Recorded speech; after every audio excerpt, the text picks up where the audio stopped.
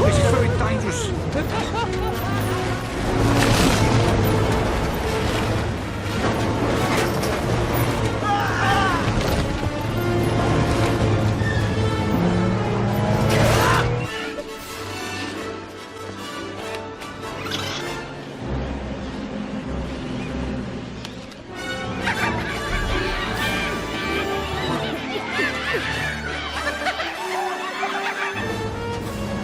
До свидания, Dr. Jones.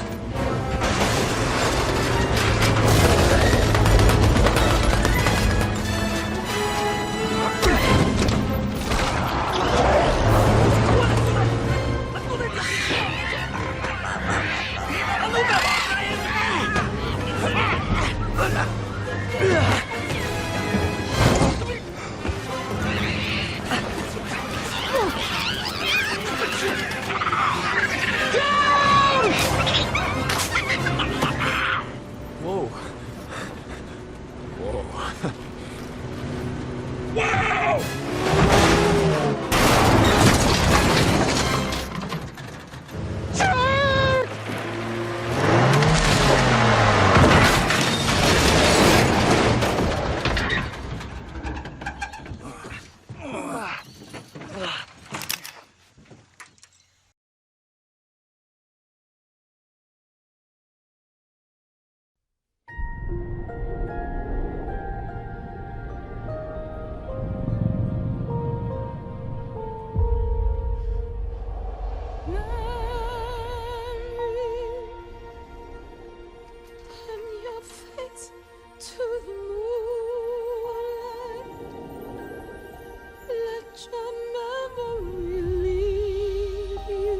I haven't seen you before, have I? Open up and tell me if you find there the meaning of what happiness is, then a new life will begin. Come, we're about to begin.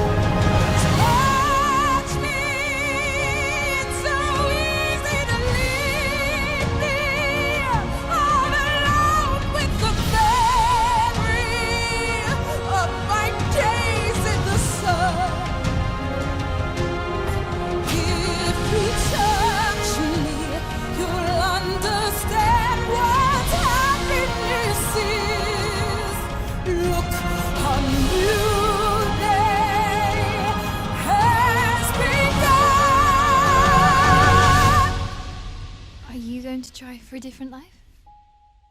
A new day has begun.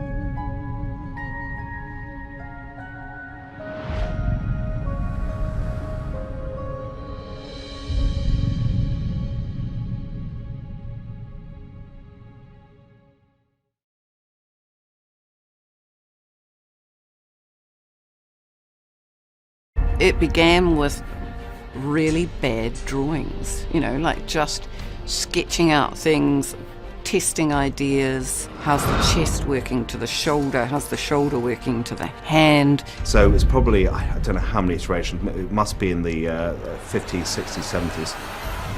A lot. And what are the characteristics of Hal Jordan? Well, I went for aerodynamic because this guy is a pilot. And I wanted to create a suit which, like a plane or anything that moves fast through space, has extraordinary design lines, detail, perfect design resolution in motion. And then I combined that with the anatomy of the human body.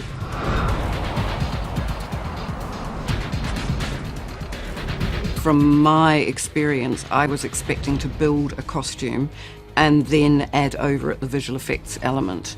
As we began to explore it and the nature of what we're attempting to do with this character, it became more and more obvious that we had to go one way or the other. And the one thing that we're all very determined to do is not make a rubber suit. We wanted something so fresh for the fans that it really did start to become obvious that we needed to go all the way with the visual effects. When Hal arrives on Earth, he goes through an induction process, and part of that induction process is giving him the suit. And the suit is created by the ring, and the suit really is a suit of energy. I was understandably skeptical, I think, at first about the idea of a computer-generated costume, but once you delve into the film's mythology for the character, which is that this costume is a manifestation of your will, it was the only way to do it. And I like the idea that it comes on and off according to the ring bearer's will. It was the only way to do it. And I think it was a fresh way to do it as well, something we hadn't seen before.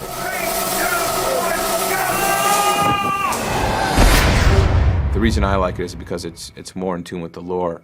It's not going to be him in a leather suit. In order to get the suit right, we had to start testing it as early as possible. Not only from a technical point of view, where we wanted to make sure that we could photograph an actor pretty much doing what he likes. Free-forming, running, fighting, jumping, all the stuff that the Green Lantern would have to go through. 3, 2, 1, action!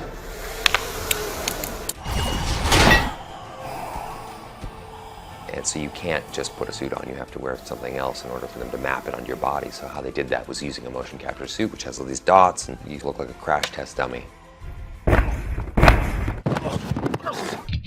The role of tracking for creating the Green Lantern suit played a huge part in getting the initial action and motion of the suit.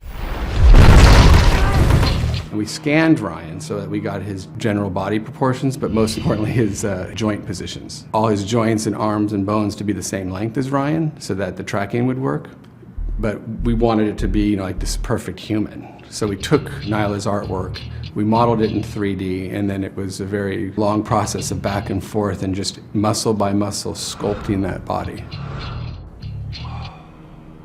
There's muscles of the abdomen, the inner and outer obliques that are contracting and flexing, and all of that's tied in to the simple process of delivering dialogue. And if it's not there, it does in fact look like a head on a stick. So we spent an inordinate amount of time really finessing those kinds of details in these characters.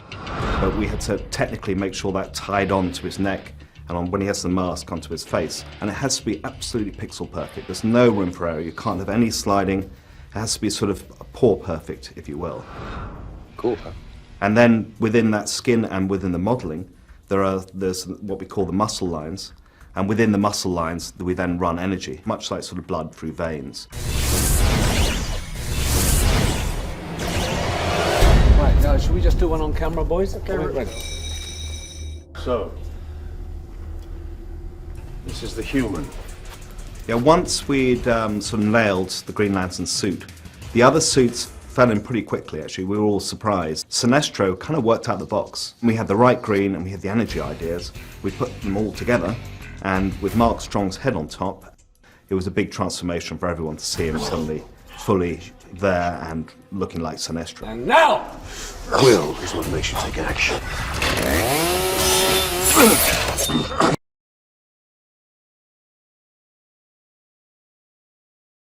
Chuck Esme is one of the most grotesque animatronic babies. Look at that thing! Come on, no one was gonna believe that's the baby of Robert Pattinson and Kristen Stewart. But she could pass for Rosemary's Baby. Hey guys, I'm Patrick Jones for Buzz60. Summit Entertainment is releasing the entire Twilight saga on DVD. The set includes special features like the making of the scene with Renesmee, Edward and Bella's baby.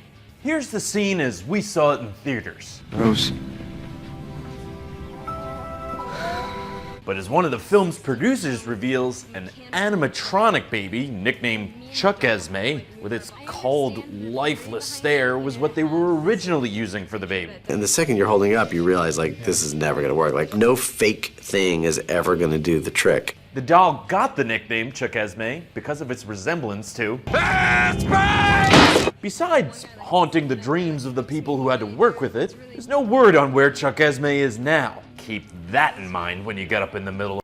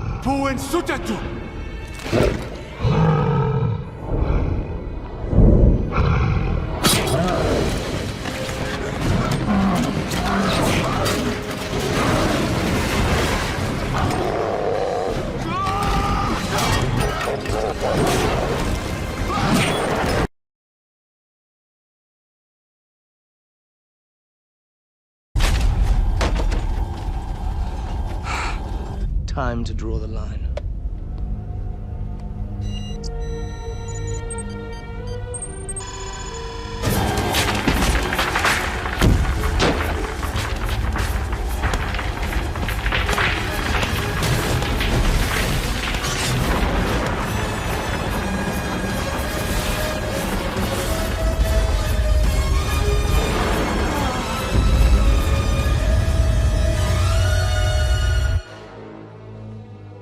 Global warming is a terrible thing.